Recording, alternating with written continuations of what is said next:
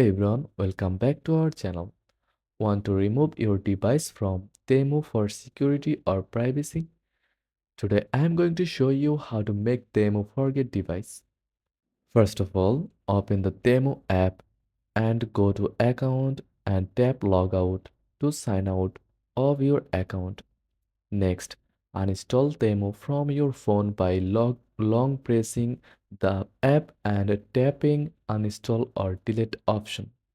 Now go to App Store or Google Play Store, search for Temu and reinstall the app.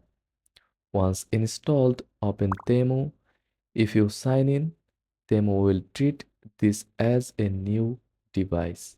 And that's it. Your device is now forgotten by Temu, keeping your account safe secure. If this guide was helpful, don't forget to like and subscribe for more quick tutorials. Thanks for watching.